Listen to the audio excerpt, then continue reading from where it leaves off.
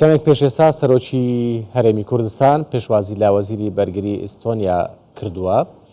ئەمڕۆ وەزیری بەرگری ئیستۆنیا سەردانی هەرێمی کوردستانی کرد.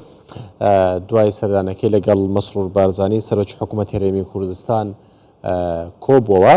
دواتر ئێستا لەگەڵ نێچیروان بارزانی سەرۆکی هەرێمی کوردستان لە کۆبوونەوەدایە. کەمێک لەمەوبەر نێچیروان بارزانی سەرۆکی هەرێمی کوردستان پێشوازی لە هانۆ پیفکۆر وەزیری بەرگری ئیستۆنیا کردو لە کۆبوونەوەدان. لە کۆبوونەوەکەدا باس لە پەیوەندیەکانی نێوان هەرێمی کوردستان و ئیستۆنیا دەکرێت و بە تایبەتیش باس لە ڕوبەڕووبوونەوەی تیرۆر دەکرێت کە ئیستۆنیا لە چوارچێوەی هاوپەیمانی نێودەوڵەتی دژی داعش هاوکاری هەرێمی کوردستانی کردووە. دەگەڕێمەوە سەر کۆبوونەوەکەی نێوان مەسرور بارزان سەرۆکی حکوومەتی هەرێمی کوردستان و وەزیری بەرگری ئیستۆنیا. وەزیری بەرگری ئیستۆنیا ئامادەی وڵاتەکەی بۆ پەرەپێدانی هاوکاری و هەماهەنگی و بەردەوامبوونی پشتگیریکردنی پێشمەرگە دەربڕی. لە کۆبوونەوەی نێوان وەزیری بەرگری ئیستۆنیا لەگەڵ سەرۆکی حکوومەتی هەرێمی کوردستان قوبات تاڵەبانی جێگیری سەرۆک وەزیرانیش ئامادە بوو.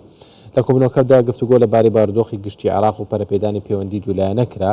جەخت لە پشتیوانیکردنی پێشمەرگە لە ڕوبەڕووبوونەوەی تیرۆر و سەقامگیربوونی ئاشتی و ئاسایش لە ناوچەکەدا کرا.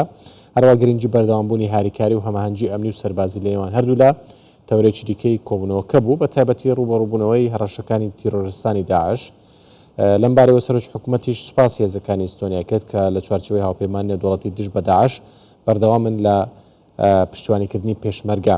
وەزیری بەرگری ئیستۆنیاش ئامادەی وڵاتەکەی بۆ پەرەپێدانی هاریکاری و هەماهەنگی و بەردەوامبوونی پشتگیریکردنی پێشمەرگە دەربڕی.